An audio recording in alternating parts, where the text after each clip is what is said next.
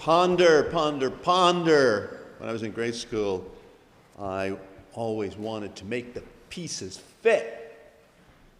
And it's very time-consuming and slows you down. So I ended up being a slow learner. And I heard the adults say, well, he's the youngest in the class. I was the youngest in the class. So he'll grow out of it when he gets older. But I didn't grow out of it. I wanted to make the pieces fit. And to make things worse, I didn't even have the words. It was a notion.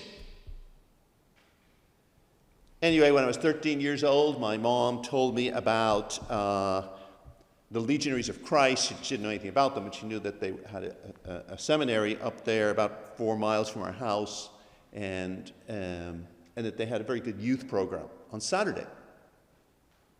I could get there on my bicycle, basically. It was all uphill, but I could get there. Oh, coming home was so amazing. The speeds on that bicycle. I don't know how we weren't killed, but anyway. So I go, yeah, I think I'd like that. So that night, or one of the nights before I went, it was a Saturday, 3 o'clock, the program started. I had this inspiration, and I can't even explain it to you, that whatever I would find that Saturday would change my life. And it was a certainty. I mean, it was weird. It was strange. And so anyway, I get there at 3. In fact, I'm there a little before. Get there, get to the seminary. It was, think of it like Cheshire, right? The novices, the seminarians were running the club. I get there. And the program went from about 3 to about 6. I was so moved. I was so moved. Because the pieces fit. The only way I can describe it to you is, it's like, you know, when you're sort of looking around, like a camera looks around, and everything is clicking in perfectly. And the other strange thing was, I was under no illusion, and I absolutely knew that these seminarians were not perfect. I knew that. I wasn't in any way dazzled. But that was even more of the pieces fitting. And then at the end, David Murray was there at the time. Some of you may get to know him in Rome. He was a seminarian at that time, and he told us then that the following Friday, would be a First Friday, and we would have a First Friday Mass.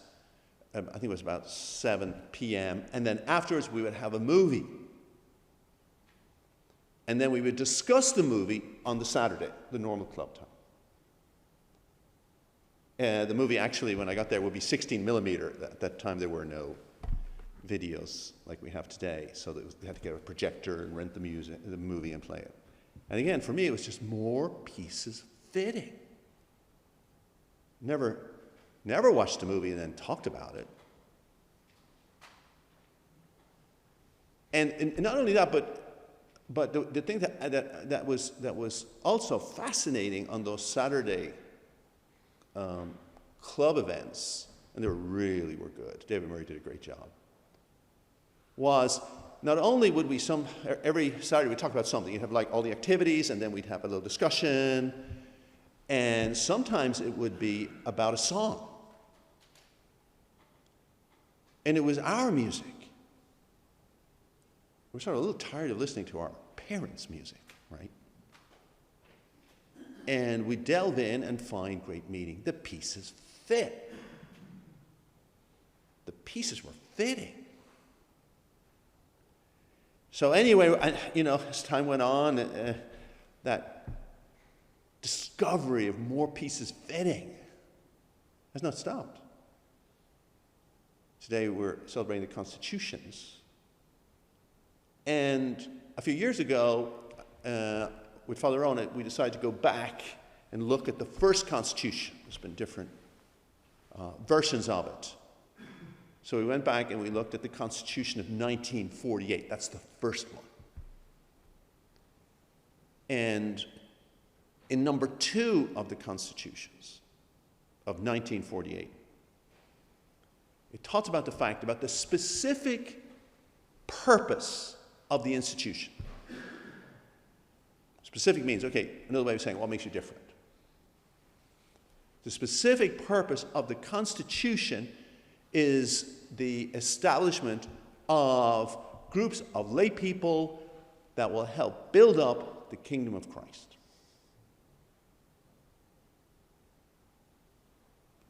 Again, for the pieces to fit in anything, there has to be something that doesn't change.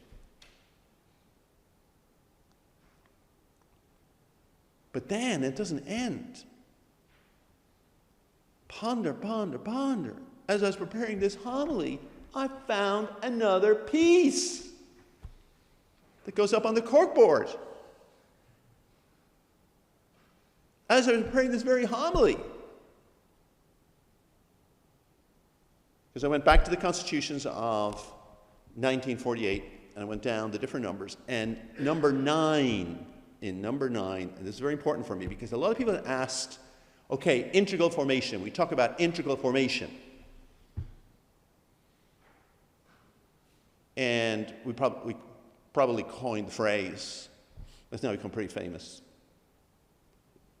Where did it start? Somebody asked me, I go, I don't know. But I did say, yeah, but the notion was there from the start. And the person agreed, yeah, the notion was there from the start. No, not just the notion, the word. It's in number 9 of the constitutions of 1948. And it talks about, I don't have the exact words, but we need something like lay people with an integral, they don't use the word formation, some other word that's not coming to me right now. But in the context, it's very obviously integral formation. And in that number 9, so between number 2 and number 9, there's another word that's very important. Appears there too, and that is, again, obviously these are very loose translations, but it's the concept of society is there. So you put together 2 and 9, you really have the main concepts of who we are. Society is a critical word for us. Everybody, or many groups, are engaging culture or building up the kingdom of Christ. But it's in society what helps define who we are.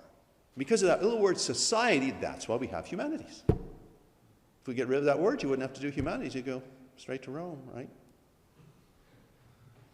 But when you've been here for a while, you go, no, we need humanities. That's why if I'm on an airplane and someone says to me, so what do you do? And in this country, that always means what makes you different, right? What's your specific difference? That's a very fair question. What's your specific difference? Always start with the word society. And I normally ask with a question. I start with a question. So how do you see society? Oh, terrible. I mean, I've never met anybody, any viewpoint, anywhere on an airplane says, oh, we're just doing so well. If they are, then we're out of business, right? We have no work. They'll always say, oh, terrible. I'm worried about it. Now, different people are worried about it for different reasons.